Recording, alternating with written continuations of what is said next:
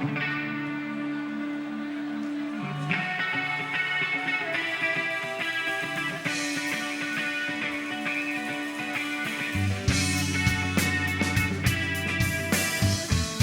está bajo control. Todo. Nada.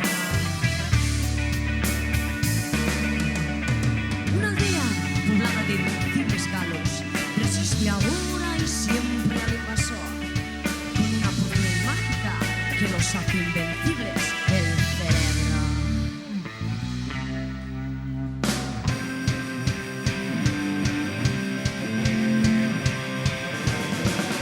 Y somos los hijos de los hombres que nunca pudisteis matar. Por eso nunca han preguntado para la alianza popular, ni el que sueña a sus traidores, ni a ninguno de los demás. Somos los niños de los que prefieren la guerra civil. No somos nada. Ya va, no, y somos nada. Y somos los niños de los obreros que nunca pudisteis matar. No somos Puck, ni Mon, ni Zed, ni Rocky, ni Steve, ni Tecno. Queréis engañaros, pero no podéis, tampoco tenemos precio. Vosotros veréis qué hacéis, nosotros qué veremos. No, y somos nada. Y no somos nada.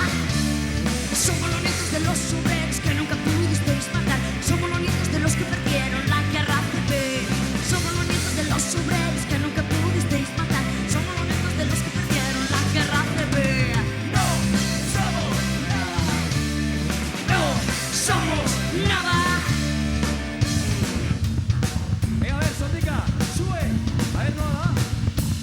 ¿Quieres? ¿Quieres identificar? Sube. Tienes un problema. ¿Quieres identificar? Sube. Tienes un problema.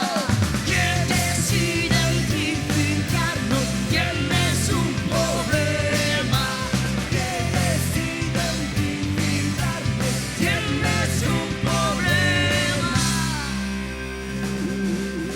No son dica, aquí viene la Guardia Civil. ¡He dicho firmes!